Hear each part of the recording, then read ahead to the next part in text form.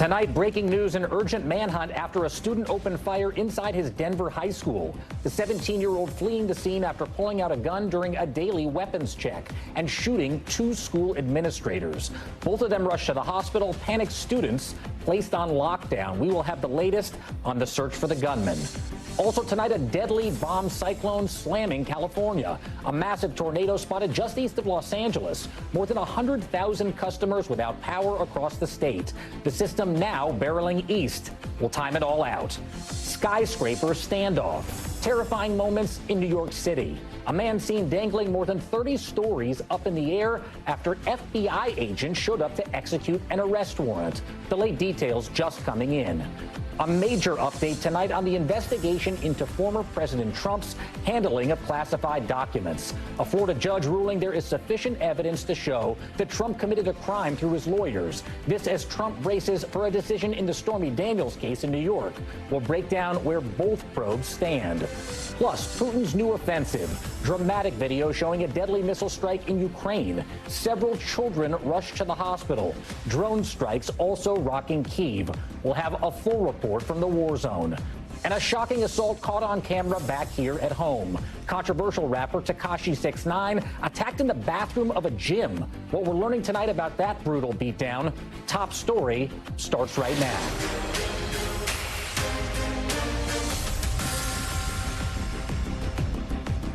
Good evening. I'm Jacob Soboroff in for Tom Llamas. We begin Top Story tonight with a terrifying scene at a Colorado high school, one that the students there had been trying desperately to avoid. Swarms of police racing to East High School in Denver just before 10 a.m. local time after reports of shots fired. Authorities finding 2 faculty members with gunshot wounds, one of them now in critical condition.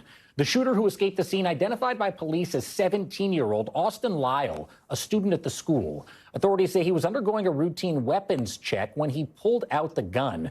Students placed on lockdown there for several hours with the gunman at large before police escorted them out of the building. Parents and teens emotional as they were reunited on school grounds. These students, tragically, are no strangers to gun violence.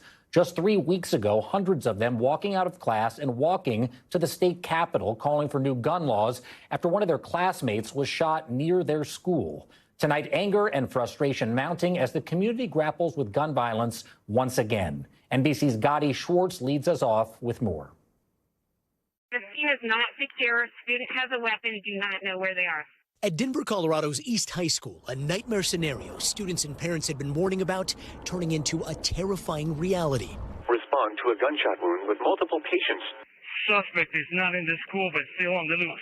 Police releasing a photo of 17-year-old student Austin Lyle. He was being searched for a weapon at the school when a gun was found. Today, during that search, which took place away from other students, away from other school staff, they did produce that weapon and fire shots. Both administrators rushed to the hospital, now in serious condition.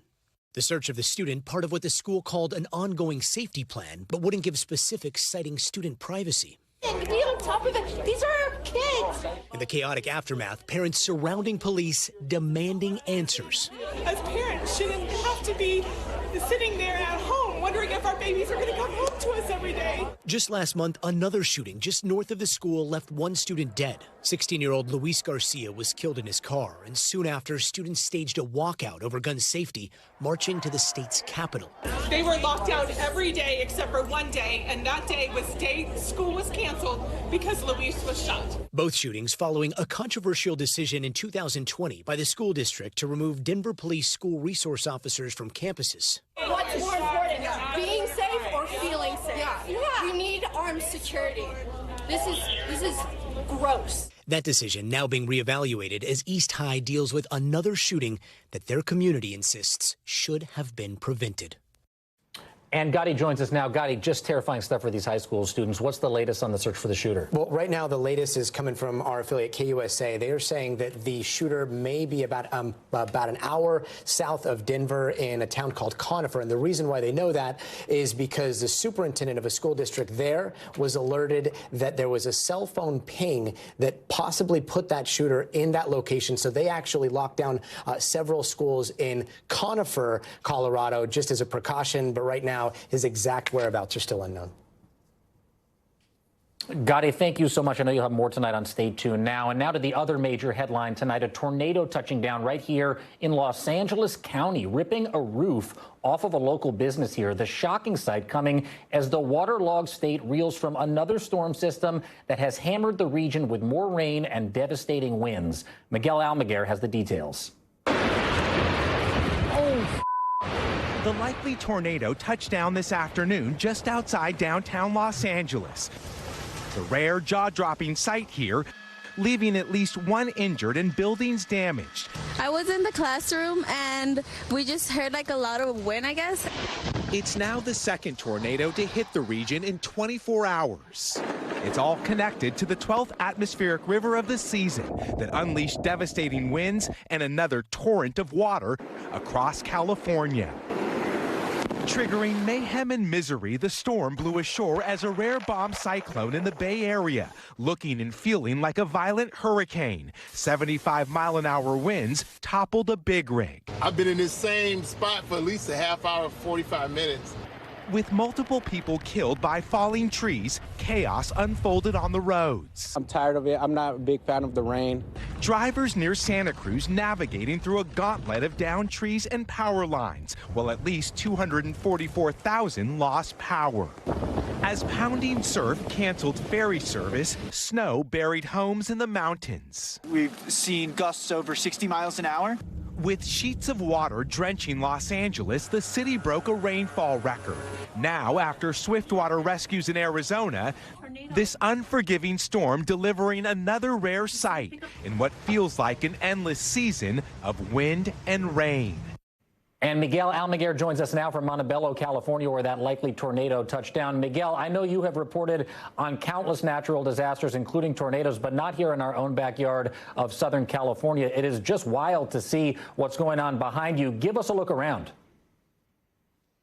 Yeah, Jacob, as a fellow resident here in Los Angeles, I can tell you this is an unusual sight. This is a packing business. All of their pallets here have been just ripped apart, this parking lot. And as we swing around this little forklift here, I want to show you some of the other scenes we've been seeing at multiple businesses. You can see the ceiling here was ripped off in that video we showed you just a short time ago. That tornado skipped right across this area. It's incredible that no one was killed. We do know at least one person was injured. And the bad news tonight, Jacob, more bad weather is headed to California as early as next week. Jacob.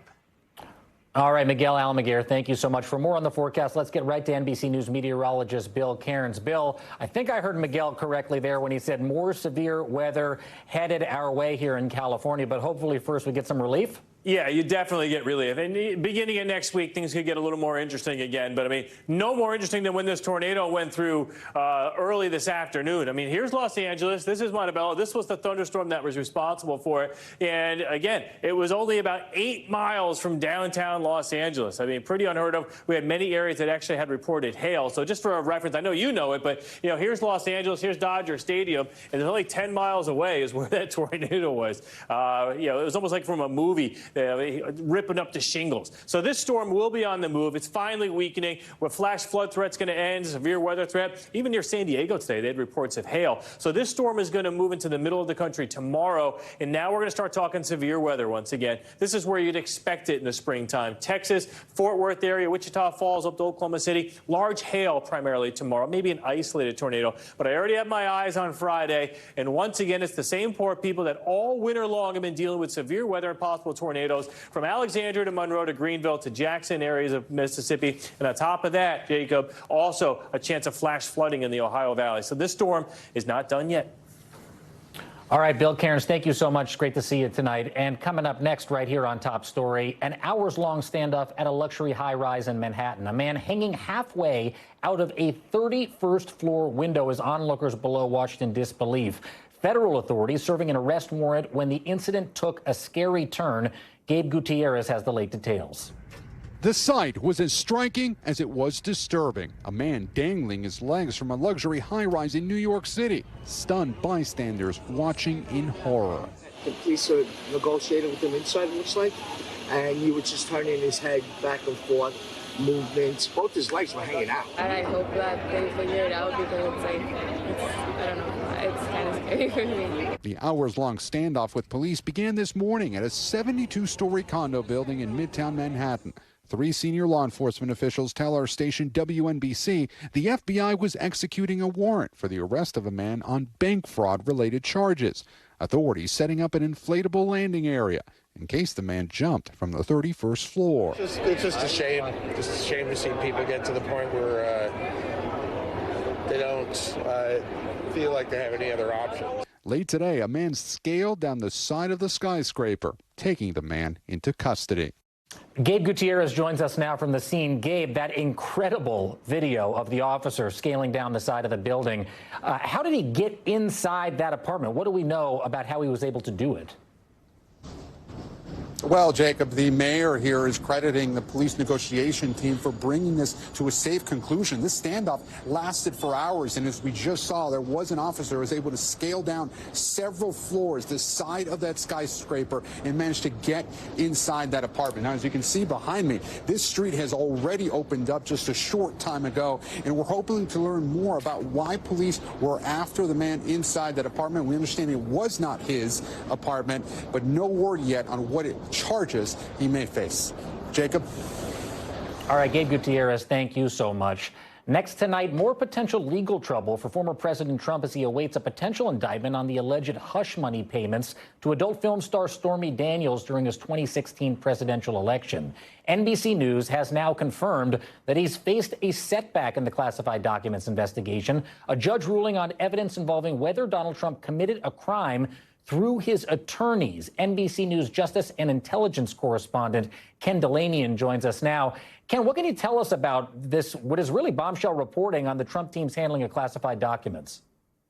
Hey, Jacob. Well, on Friday night, a federal district judge ruled that there was evidence to believe that Donald Trump committed a crime through his lawyers and that, therefore, she invoked the crime fraud exception to attorney-client privilege, and she ruled that one of Donald Trump's lawyers, a man named Evan Corcoran, has to testify before the grand jury and provide documents in this investigation of whether there was mishandling of classified documents and whether there was obstruction of justice. This is really deeply significant, and today it appears that the appeals court ruled in favor of the DOJ. Trump had appealed this ruling.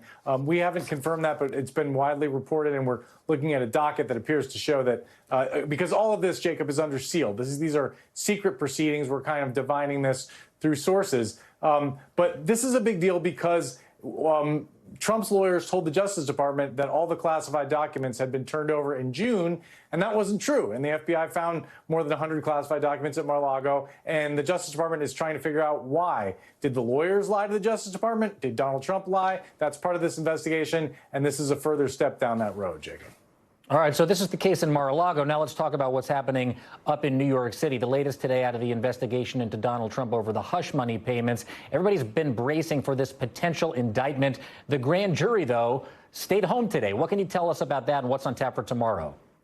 Yeah, another secret proceeding, Jacob, that we're trying to divine through sources. Our sources told us today that the grand jury stayed home. They didn't explain why. We are told that the grand jury is expected to meet tomorrow, but we know very little about where they stand in their deliberations, other than that they heard from a lawyer for Donald Trump, Mr. Costello, the other day. And we still expect that they are coming to an end of this investigation, but it appears to be a little bit up in the air right now, Jacob. All right, Ken Delanian, thank you so much. And for more on what this could all mean for the former president, I want to bring in NBC News legal analyst Joyce Vance, NBC News senior politics editor Mark Murray as well. And Joyce, we'll start with you. I want to ask you about these legal consequences of the new reporting that Ken was just discussing. A judge has found the special counsel, Jack Smith's office, has presented sufficient evidence to establish that former President Trump committed a crime through his attorneys. Why is this significant, and how is this what is the scale of the significance of this development? So this is, I think, a 10 on the Richter scale, something that should have meaning for all of you in California. What happens here is that the attorney-client privilege that would normally protect communications between the former president and his attorneys is pierced, and those attorneys are permitted to provide evidence to the special counsel. We know that one of the attorneys here, Evan Corcoran, has been asked to provide testimony. He also apparently has documents, perhaps some notes of his conversations with Trump. So this could be critical for the special counsel in terms of linking Trump to the lies that were told to the Justice Department. That obstruction of DOJ's efforts to retrieve classified documents would form the inner circle of conduct that would justify criminal charges here. And Mark, of course, these criminal investigations are happening in the larger they're not happening in isolation. They're happening as the race for the Republican nominee heats up. Former President Trump's legal troubles continue to snowball. We know that he's been leading in most early polls. But what do you, I mean, you know this better than anybody. Do you expect to see the looming legal troubles have an impact on his future with the voters? Jacob, I think it's really important for us to be humble about how the situation in New York, as well as what could be maybe playing out in D.C. and also throwing a third investigation into Georgia, could all end up meaning for Donald Trump as he tries to run for president one more time. But what we have found in our own polling is that past controversies, past legal actions really haven't moved the needle very much at all. After January 6th, Donald Trump's numbers stayed pretty much where they were before Election Day of 2020. And then even after the FBI search to his Mar-a-Lago home concerning those classified documents there, his numbers also didn't change all that much. And so it is very possible that much of the country has already made up their minds about Donald Trump, regardless of the legal actions against him. And that could be especially true on the Republican side. Joyce, as we all were waiting and glued to find out what the news would be from Lower Manhattan today, the Manhattan DA told jurors, as I mentioned, to stay home and to be on standby for tomorrow, that grand jury. After news of the delay, of course, former President Trump posted on Truth Social, his social media website. This is what he said about how prosecutors are having a hard time with the grand jury because of Robert Costello's testimony. Some had predicted this. What do you make of the sudden delay today, and could it have to do with the last-minute witnesses? Well, Trump also said on Truth Social that he would be arrested on Tuesday, and of course that didn't happen. That underscores how we get news about grand juries. As Ken says, these are secret proceedings. Prosecutors don't reveal what's going on. They don't talk about timing. Often when we hear news about what's going on before a grand jury, the sources are witnesses, and they may have either an imperfect understanding of the proceedings or even a reason for sending the press and the public in the wrong direction. I can't tell you how many times as a prosecutor for 25 years at DOJ, I read reporting about what was going on in the grand jury in one of my cases, and it was just solidly wrong for that reason. So this delay could have been nothing more than the grand jury's failure to achieve a quorum today because a grand juror was sick or grand jurors had to drop kids off at school or something like that. It could mean that prosecutors wanted to take a second look at some of their evidence or that they've learned something new. I don't really read anything disastrous into this. It seems very unlikely to me that this grand jury would have done all of this work for all of these months and that prosecutors at the very end would have been thrown by testimony from one witness. They would certainly have seen the defense coming, that Michael Cohen was a known lawyer. That's what Bob Costello, the witness representing President Trump's interests, told us that he testified to the grand jury about. No surprises there for District Attorney Alvin Bragg. We'll find out when they're going to indict this case, I think, when we see an indictment this week or next. Mark, you know, our colleagues have reported that President Trump doesn't want to be indicted, but that if he is, he may want to make it into as big of a spectacle as possible. What's the thinking here? What do our sources say about why he might want to take that tack? Yeah, Jacob, this is classic Donald Trump. I mean, even after he ended up losing the 2020 presidential race, he was someone who wouldn't want to admit defeat. And so obviously their try to spin of a indictment and arrest would actually try to be, hey, this ends up helping us. This helps us with Republicans. As I mentioned to you earlier, I think we just have to wait and see how the poll numbers shake out, what the actual Republican race ends up looking like right now. But as even Alaska Senator Lisa Murkowski ended up putting to reporters on Capitol Hill, having someone being indicted, arrested for anyone else would normally be terrible, terrible news for their presidential campaign.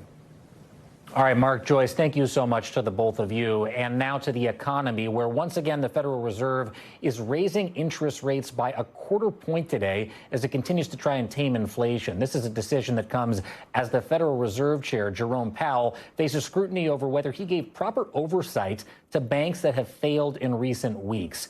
Tom Costello has the latest. With its reputation on the line, the nation's central bank today chose the path most anticipated, hiking interest rates for the 9th time in a year, making clear that despite low unemployment, inflation running at 6% is still too high. The process of getting inflation back down to 2% has a long way to go and is likely to be bumpy. Today's increase, a quarter point. The Fed was reluctant to raise rates more after 3 bank failures in recent weeks. Higher interest rates over the past year were a contributing factor to Silicon Valley Bank's collapse after it took a big loss on bond sales. For the first time today, the Fed chair publicly addressed the banking crisis, insisting the cases are isolated. Our banking system is sound and resilient with strong capital and liquidity. On Wall Street, the key indices lost 1.6%. Had the Fed not raised rates today, the markets might have inferred that more banks are at risk. Still, the Fed's regulators are under fire for failing to recognize the bank failure warning signs before it was too late. These people have ready access to anything that they need to be able to stop a problem in its tracks. And now it is coming under pretty heavy scrutiny from people saying, where were you? Why weren't you paying attention? Today, Fed Chair Powell promised a thorough review. My only interest is that we identify what went wrong here. How did this happen is the question. What went wrong? And Tom Costello joins us now from Washington. How could this happen? How did this happen is what I continue to hear about all of this. Tom, what does the chairman say about the need to learn lessons for the 3 bank failures? Well, he says it's clear that the Fed needs to strengthen bank supervision and regulation to prevent a repeat of the failures that have really undermined confidence in the banking system. And he is promising that the Fed will do exactly that when they conduct this internal review. And after this quarter point interest rate hike today, Tom, are we looking at more interest rate hikes to come? I think there's a hope that maybe they won't have to raise rates next time. Maybe they can coast for a while. However, he's also made it clear we're running at inflation right now at 6%. Their target is 2%. It's got to come down an awful lot to get to 2%. They may have to hike rates again. Tom, thanks. Let's head overseas now to the latest on the war in Ukraine. Russia's latest attack hitting civilians in apartment buildings, even a dorm, and dozens hurt as the death toll growing overnight. Matt Bradley's on the ground in Ukraine with the latest. It started as an ordinary day on Ukraine's home front, but this peace punctured by brutal Russian attacks. Twin missiles struck this residential building in the eastern city of Zaporizhia, the explosion igniting fires, sending smoke billowing into the air, firefighters scrambling to cut through doors to search for survivors. This city may be near Russia's front line, but this apartment block was nowhere near a military target, local officials said. The attack killed 1 person and left dozens injured. The victims here were ordinary people and their pets. It's very scary, this woman says. I don't know what the people are suffering for. But civilian suffering has become commonplace here in Ukraine. Hours earlier, Russian drones struck a dormitory building outside Ukraine's capital, Kyiv, part of a wave of drone and missile strikes across the country. This attack was much further from the front lines, but the civilian casualties were still higher. 7 people were killed, about 10 were injured. For a fraction of a second, I wished the concrete slab above us fell down on me to stop me from burning alive, this teacher said. This is what was going on through my mind in the fraction of the second after the explosion. This was a dormitory. The casualties were mostly teachers and students. There was a lot of smoke and our clothes caught fire, this teacher said. We suffered some burns, but it really doesn't matter because we're alive. As the attacks hit the home front, Ukrainian President Volodymyr Zelensky was near the front lines, awarding medals to soldiers. He took a moment to condemn Russia's attacks. All Russian strikes will receive a military, political, and legal response. Russia will lose this war, he said. Every Russian murderer should understand. An arrest warrant is the best thing that can happen to him. Ukrainians crave justice, but with the battlefields largely frozen, that satisfaction may have to wait. And Jacob, those twin attacks here in Ukraine come as some of the most consequential diplomacy of the war wraps up in Moscow. China's leader Xi Jinping just left 2 full days of meetings with Russian President Vladimir Putin. And what was notable for Ukrainians was what wasn't announced. China didn't announce that it would be giving lethal aid to Russia's war here in Ukraine. Instead, Vladimir Putin is forced to once again go it almost entirely alone as his war stumbles into its second year. Jacob? Matt Bradley in Kyiv. Matt, thank you. We turn now to Israel, where thousands are protesting Prime Minister Benjamin Netanyahu's plans to reform the country's Supreme Court there. The United States also putting pressure on the country after a separate new law could clear the way for fresh Jewish settlements in the West Bank. The nation now in political crisis with no end in sight. NBC's Raf Sanchez has more. Tonight, Israel's right-wing government under mounting pressure at home and abroad. Demonstrators back on the streets, the latest in a months-long wave of protests against government plans to weaken the Israeli Supreme Court.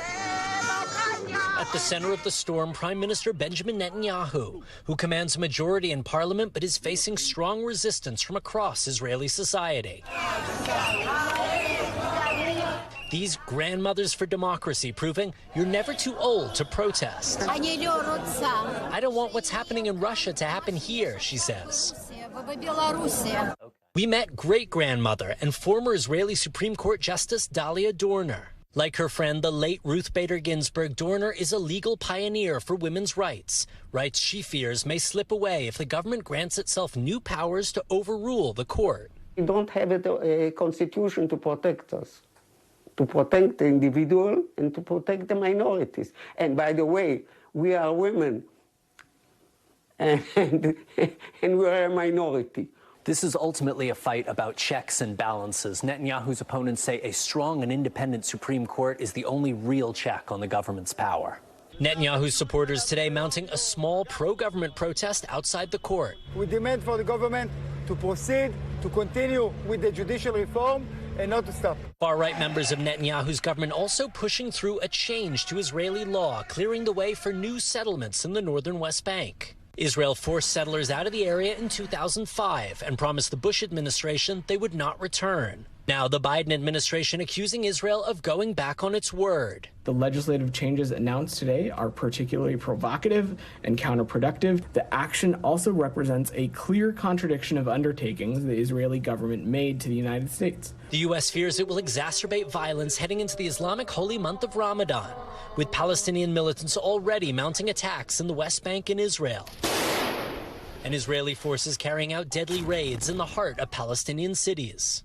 Netanyahu looking for middle ground between his supporters and a frustrated White House, saying he welcomes an end to a discriminatory and humiliating law that prohibited Jews from living in the areas of the northern West Bank, but adding the government has no intention of establishing new settlements in these areas. Netanyahu showing no sign of backing down on his judicial overhaul. But neither are the protesters, young and young at heart, taking to the streets against him. And if there wasn't enough going on, the Syrian regime is accusing Israel of bombing the airport in the city of Aleppo. Israel's military is refusing to comment, but we do know Israel has carried out a campaign of strikes against Iranian targets inside Syria. Jacob? All right, Raf, thank you. Still ahead tonight on Top Story, a rap star beaten inside of a gym. Video showing the moment a group of men attacked controversial artist Tekashi 6ix9ine. What we're hearing from his team about that violent assault. Plus, actress Gwyneth Paltrow in court once again in a case related to a ski accident in 2015. The request her lawyers made to the judge about cameras in the courtroom. And a comic museum ransacked, and the whole thing was caught on camera. The rare first editions that the owner says those thieves got away with. Stay with us.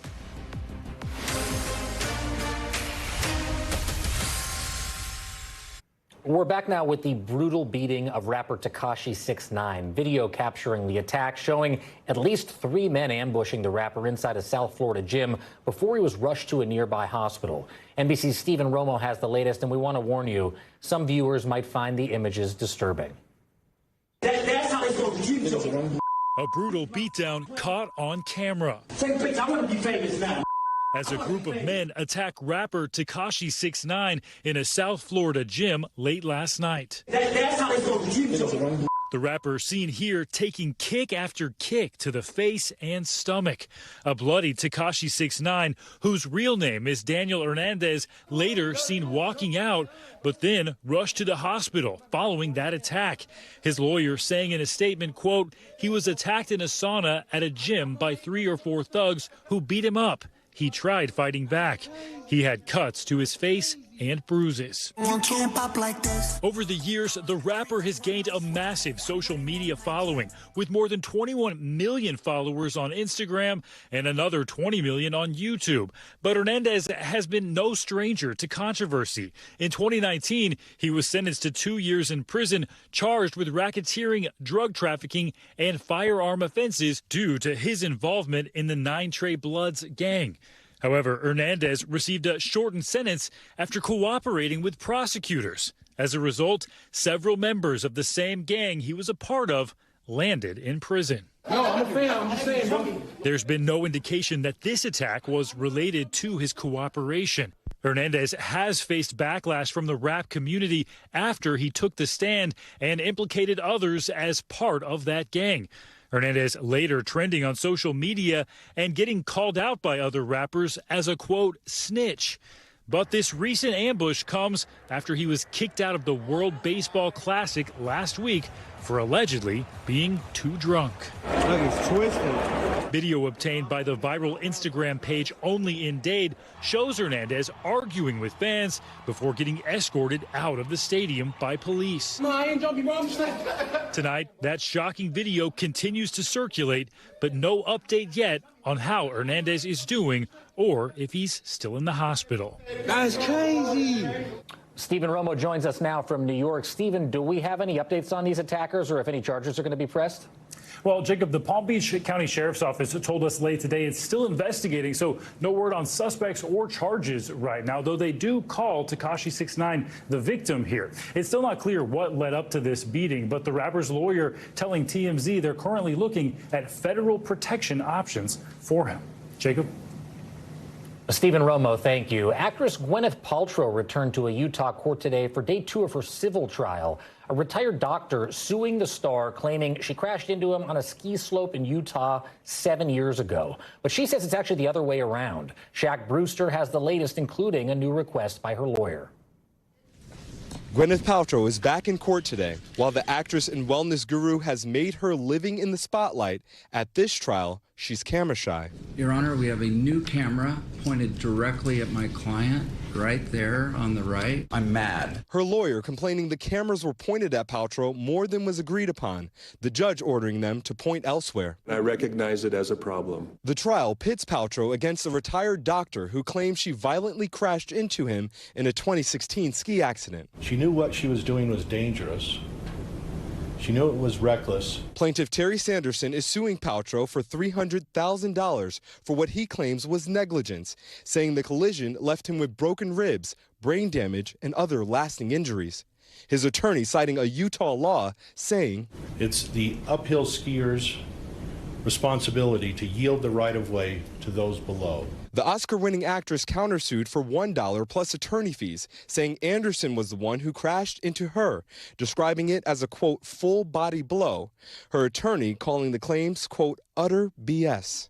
Suddenly, she sees 2 skis appear between her skis. And a man comes up right behind her. She doesn't know what's going on. What's going on?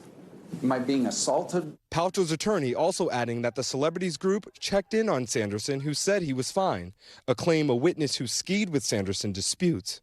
I heard a scream, and then I see this skier just slam into the back of Terry, and she just slammed him. How hard? Very hard. And then she just bolts and just takes off. And where did she go? She just went straight down. Legal experts say liability ultimately boils down to the positions of the plaintiff and defendant just before the collision occurred. If the jury concludes that the plaintiff was uphill and not downhill as he's alleged, it's game over. They will never really even reach damages. Paltrow's defense team grilling Sanderson's expert witness, Wendell Gibby, a radiologist, getting him to cede a critical point. Is it your testimony that the ribs could not have been caused by him striking someone rather than being struck? I think it's less likely based upon the location of the rib fractures. But it's possible that it could be the other way around. Anything's possible. Sanderson initially sued Paltrow for just over $3 million, but amended the complaint and amount after the first complaint was dismissed. A potential weakness in the plaintiff's case, according to legal experts. There's usually no point in suing an individual who's out of control and hits you on the slope, unless they have a lot of money. And that's Gwyneth Paltrow. All right, Shaq Brewster joins us now here in Los Angeles. Shaq, there was a lot of focus on the injuries that Sanderson suffered in court today. What is his team saying about that? What did we learn about it, and what is Paltrow's team saying? Well, it's definitely a busy day in court today. Sanderson's team called the neuroradiologist to the stand today, who said Sanderson suffered a significant brain injury.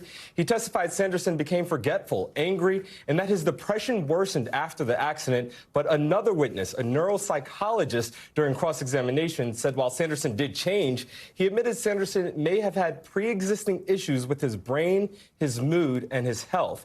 That was a main defense from Paltrow's team during yesterday's opening statements, suggesting any forgetfulness was because of his age and pointing to a picture Sanderson posted after the crash where they say he appeared to be happy and was smiling. All right, certainly in the spotlight. Shaq Brewster, thanks. Good to see you here in person.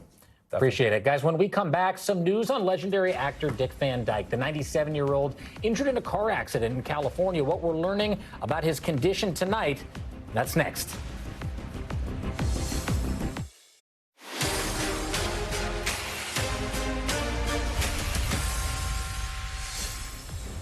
We're back now with Top Stories news feed, and we begin with that horrific scene on a Maryland highway. Police say a driver crashed through temporary walls and into a work zone on the Baltimore Beltway, the car hitting multiple construction workers before flipping over.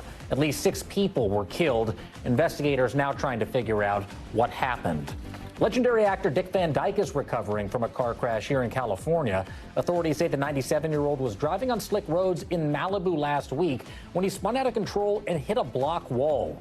The star of beloved movies and shows such as Mary Poppins and The Dick Van Dyke Show was not seriously hurt. The crash is under investigation. And police in Indiana are searching for a group of thieves who stole thousands of dollars worth of comic books. New surveillance video shows the suspects breaking into the halls of superheroes' museums through a back door. Once inside, they smashed display cases, and the owner says they stole more than 50 rare comic books, including first editions of Captain America and X-Men. The nonprofit museum works to restore and preserve superhero memorabilia. And now to the ongoing legal saga involving the Murdaugh family. The investigation into the 2015 death of Stephen Smith was reopened after new information emerged as police investigated the murders of Maggie and Paul Murdaugh. Now South Carolina law enforcement announcing the 19-year-old's death is being investigated as a homicide. Katie Beck has more. The cold case of Stephen Smith, reignited by renewed interest and an investigation with a new focus. Because I've been wanting this for the last 8 years, and now it's happening.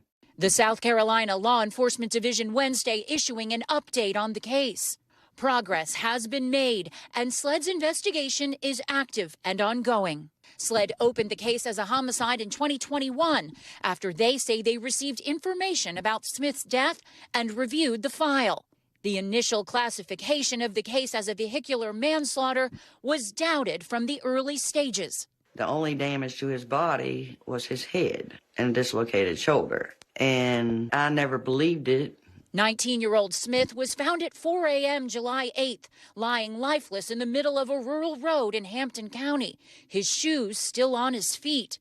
Later, investigators challenging the medical examiner's report, stating Smith had possibly been hit by a motor vehicle mirror. I asked her why she stated that in the report, and her answer was because he was found in the road. She had no evidence other than that for the statement being put in the report. During the course of the investigation, the name Murdaugh, and specifically Buster Murdaugh, is referenced several times. You're the 9th person that I've talked to in reference to this rumor. Earlier this week, Buster Murdaugh denied any involvement in Stephen's death. Attorney Eric Bland represents Smith's mother. She believed that Stephen was murdered, and it was important for her, for his legacy, to prove that. Nowhere in the 2015 files does it indicate that investigators attempted to speak with or spoke with Buster Murdaugh. Murdaugh's attorneys confirm they never did. Jacob? Katie Beck, thank you. Joining us now is one of the attorneys representing the family of Stephen Smith, Ronnie Richter. Ronnie, thank you so much for joining Top Story tonight. Your team spoke with South Carolina law enforcement about this being termed specifically a homicide investigation. What more did they tell you? Yeah, it was an incredible call, and thank you for having me, Jacob. Chief Keel called my partner, Eric Bland, and I to assure the Smith family that SLED has an ongoing investigation. And what they wanted to tell us in particular was, that he had heard that we sought to exhume his body privately. And the message was, if you're doing that for the purpose of proving to me, proving to SLED, that this was something other than a hit and run, you don't have to do that. That we consider it to be something more and different.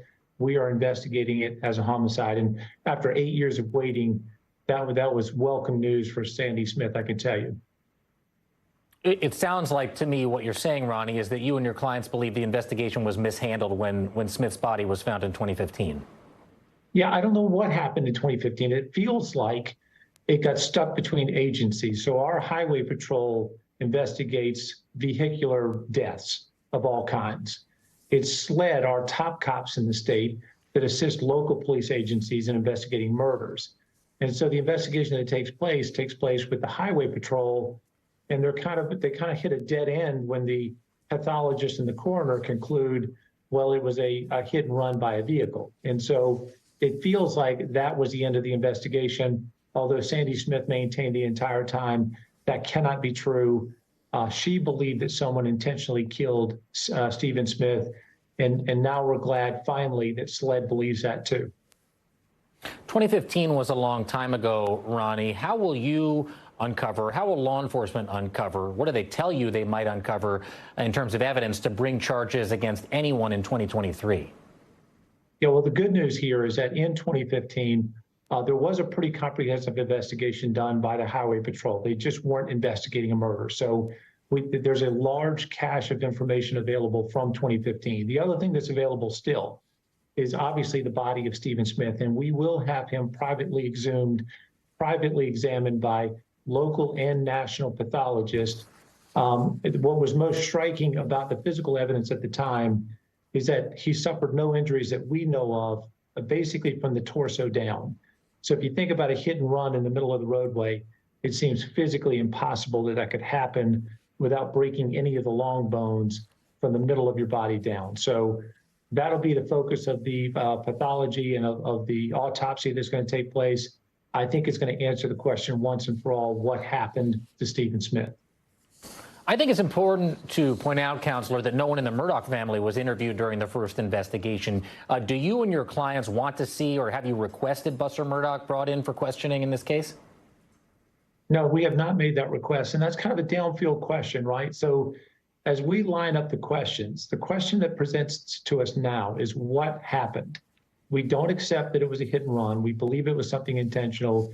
We intend to answer that question by an autopsy. The questions that follow thereafter are who and why. And those are questions best left to SLED. We're encouraged that they're fully invested in this investigation now, and we're going to get answers to those most important questions. All right, Ronnie Richter, we appreciate you being here. Thank you. Now to an alarming health warning. Bacterial infections linked to contaminated eye drops, killing 3 people, forcing 4 others to have their eyeballs removed, according to the CDC. The agency identifying 68 patients in 16 states with a rare strain of antibiotic-resistant bacteria. 37 of those cases linked to healthcare facilities. For more on this alarming recall, NBC News medical contributor Dr. Natalie Azar joins me now. Dr. Natalie, it is great to see you. Most of these patients said they used a variety of eye drops before becoming ill, but Ezra Care and Delsum Pharma's artificial tears are the ones that have been recalled. Can we talk about how these eye drops lead to bacterial infections in the first place, and in some cases, actually, even death? Yeah, so, you know, the CDC right now, Jacob, and the FDA are going to be investigating exactly how this particular bacteria was able to contaminate the bottles. The presumption, again, Jacob, is that the contamination probably occurred during the manufacturing process. And I think it's always a very important reminder for folks that even over-the-counter products, but particularly anything that's liquid, can easily become contaminated, and we need to be very, very cognizant of that. In terms of how a contaminated eye drop could lead to death, well, of course, the most common complication would be something that would involve the eye, for example, ulcers in the eye, as well as a severe infection. But that bacteria can seed the blood, and when that happens, Jacob, it can travel. And they did, in fact, find the bacteria evidenced in the lung, in the GI tissue, in the rectum, as well as in the urine. And that, of course, can lead to life-threatening complications, and as it has led to death in a couple of individuals.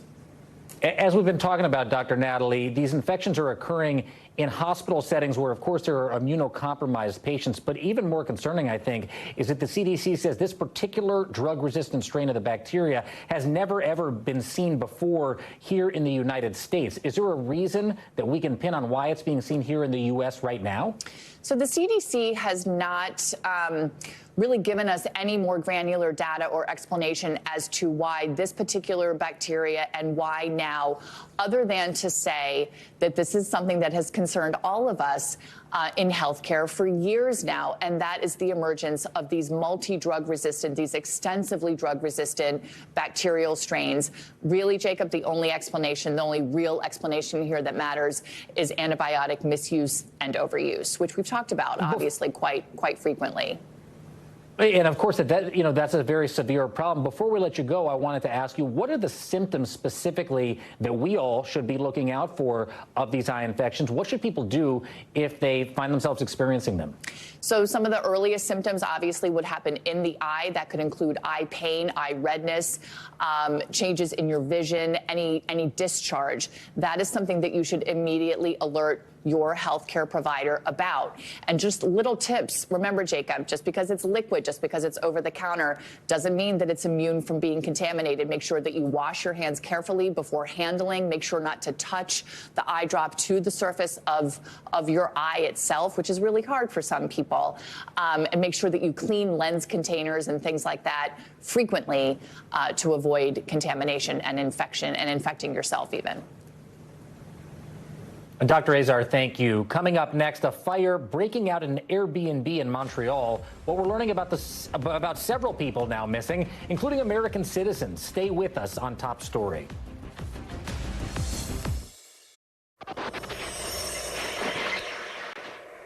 We're back now with Top Story's Global Watch. At least 6 people are missing after a fire at an Airbnb in Canada. The fire ripping through a building in a historic part of Montreal where Airbnbs are banned. Officials confirming some of the missing people are Americans. At least 9 other people were hurt. Now to North Korea, where they have reportedly fired multiple cruise missiles into the sea in response to joint military drills with the U.S. and South Korea. This launch comes 3 days after the North carried out what it called a simulated nuclear attack on South Korea. It's North Korea's 4th missile test since the U.S. and South Korea began 11 days of military drills. And now to a soccer match in Chile, which now may hold the record for the longest goal ever. Take a look at this. The goalie of CD Cobresal taking a regular goal kick, but the goalie on the other team was far outside the penalty area and the ball went over his head and into the net. According to TNT Sports Chile, the goal was scored from a distance of 101 meters. If confirmed, it would be the longest range goal in soccer history. Epic, epic stuff. When we come back, surviving a shark attack, a Florida man fighting off a spinner shark and living to tell the tale. His dramatic story is coming up next. And finally tonight, an incredible story of survival. A Florida surfer recounting the moment he felt a shark bite down on his foot, requiring over 50 stitches. But that moment not going to stop him from getting back out there. A surfer's worst nightmare happening in an instant. I saw the shark after it bit me. Everything happening so quickly, it was just, it didn't feel real at all. it felt very, very surreal. Matt Pecorelli was trying to catch a wave off the Florida coast last week when a spinner shark, estimated to be about 5 feet, caught hold of him. It was a big animal next to me, coming towards me, and then once it bit me, it took a chomp out of my foot and then just immediately left. It just flew away, like so quick. Strangers then jumping into action and pulling him to shore. It was bleeding everywhere too, so I had a whole bunch of strangers helping me out, giving me water, putting pressure on the wound. Matt was rushed to the hospital. This photo showing the extent of his injuries. 50 stitches, broken tendon, chipped a bone. Yeah, it didn't look good. The impact of the incident, not just physical. Every night I've been having nightmares about it. To every surfer, they know that there's the danger of sharks and them being out there, and that, we're in their house essentially. But as he continues to heal from the encounter, Matt says he's not ruling out getting back on the board. I've surfed my entire life. I'm a waterman. I love the ocean. I'm in there every day, so I don't see myself not going back in after this. Get back out there, Matt. We're glad you're all right. Thanks to you for watching Top Story. I'm Jacob Soboroff. Stay right there. More news now on the way. Thanks for watching our YouTube channel. Follow today's top stories and breaking news by downloading the NBC News app.